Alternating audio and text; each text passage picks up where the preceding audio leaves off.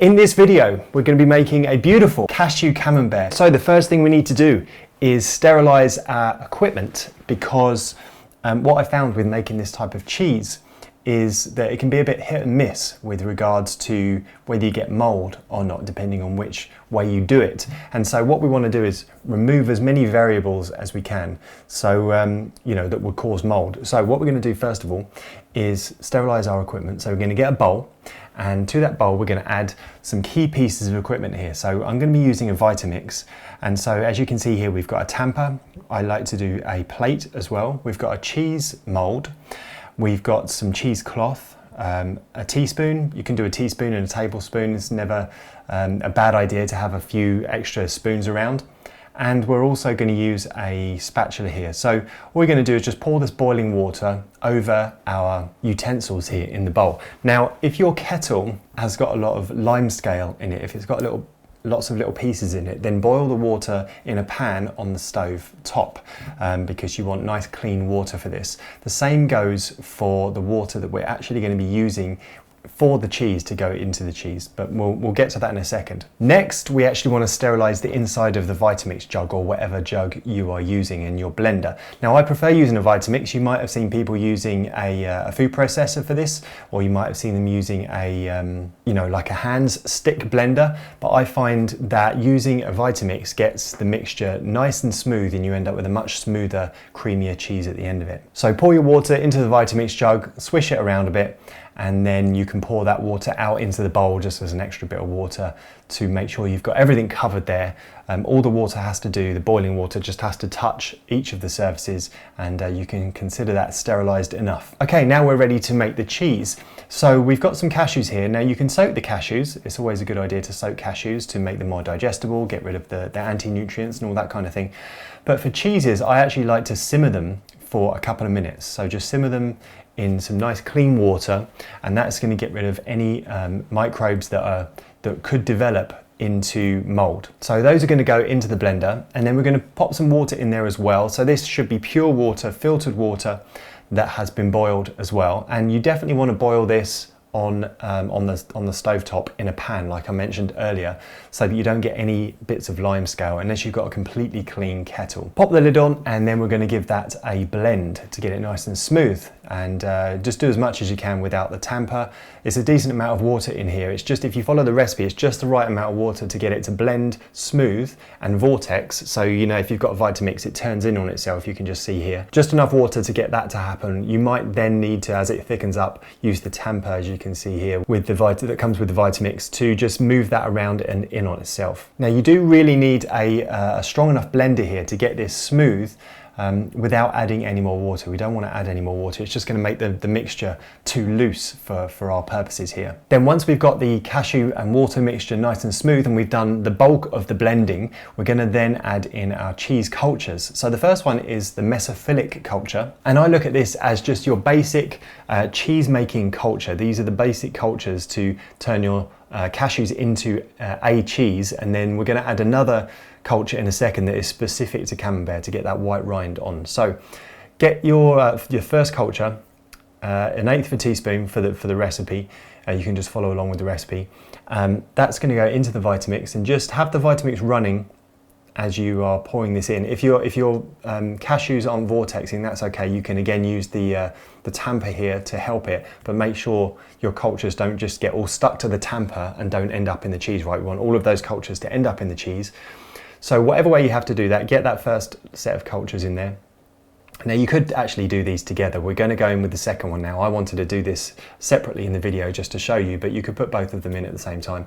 The second one is our white rind culture. So this is specific to camembert. It's going to give it more of a camembert taste because it's got that white rind around it. So that's going to go in as well, exactly the same. Just get it blended in so that it's evenly distributed throughout your cheese mixture. The next step is to take that cheese mold. So this is just a soft cheese mold, and put that onto a plate. Now, you've seen perhaps maybe people using metal rings for this. I used to do that, but I found that using a cheese mold, you end up with such a much better end result with your cheese. So take that cheese mould, it's been sterilised, onto the sterilised plate, and then your sterilised cheesecloth, which can remain wet. It's actually quite handy for it to be wet, it's easier to work with, but you've got rid of the excess moisture by wringing it out after it was sterilised.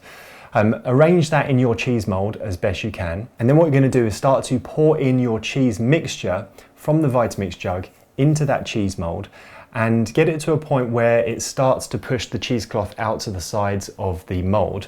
And then you might just need to stop for a second, readjust the cheesecloth, pull it up a little bit, make sure it's not falling in on itself, and then put the rest of the mixture in. You'll find your own way of doing this, but essentially we just want to get all of that cheese mixture into the cheesecloth in the cheese mould. Once it's all in there, give it a bit of a tap on the plate so you get rid of any air bubbles or inconsistencies in the middle.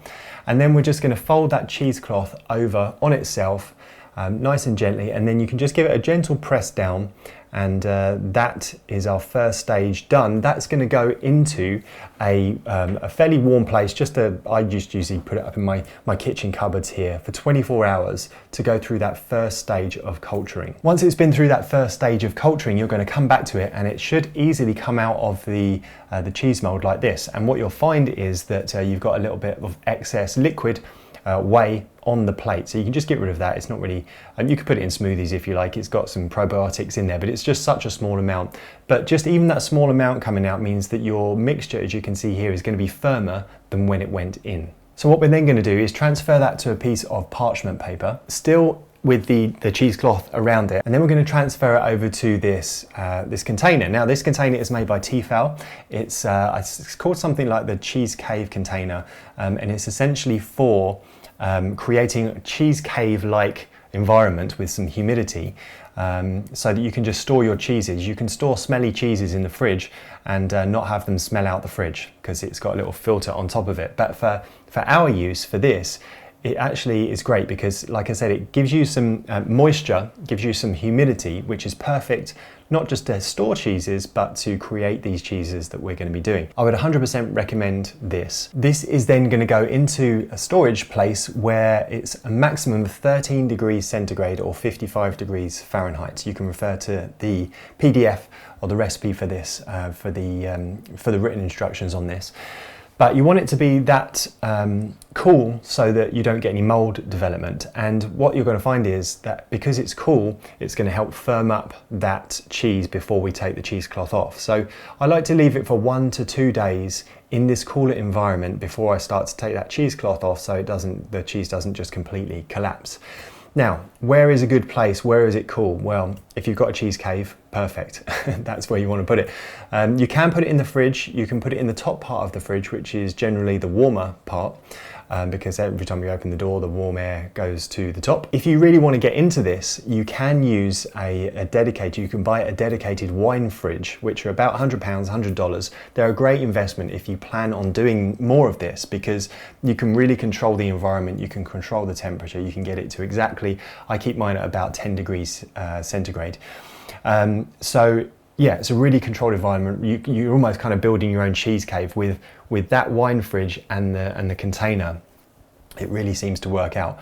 But if you're just using a fridge, you might need to just extend the amount of time for each step. Like, it's going to take longer to get that mould, up to twice as long as we go through this process. Okay, so day 3 in the process now in total. We're ready to take off the cheesecloth. So turn over the cheese, gently remove this cheesecloth. You might still find, or you are still going to find, that the cheese is still quite soft, but nowhere near as liquidy as it was when we just poured it out of the Vitamix. We're going to take a pre-cut square of parchment there, as you can see, put it on the exposed part of the cheese, flip it over, and then we're going to put that down back into the container. Don't worry that it's not the perfect shape right now. That's going to even itself and work itself out over this process.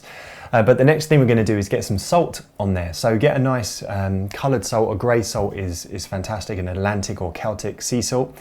And 2 reasons we put the salt on. One is flavour, as ever. Salt is great for flavour, and it really makes a difference to the final cheese here. And the second reason is that the salt is going to discourage bad mould, the dark mould that we don't want and that we don't want to be eating. But it's still going to allow the good mould to grow. That white fuzzy camembert mould is still going to grow through with with the salt. So we need to do the other side now. So pop another piece of pre-cut parchment on top there, flip it over so we can be ready to salt the other side as well.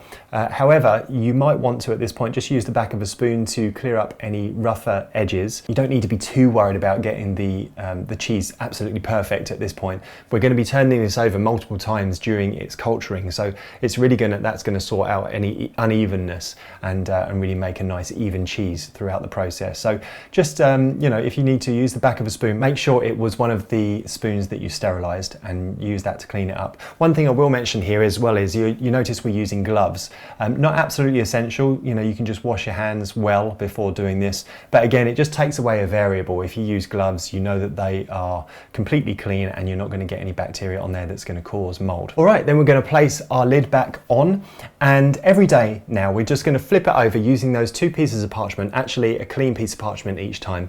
Flip it over, no need to add any more salt, but just keep flipping it and then you'll start to notice some mould, some of that white rind mould appear on your cheese, which is a wonderful moment.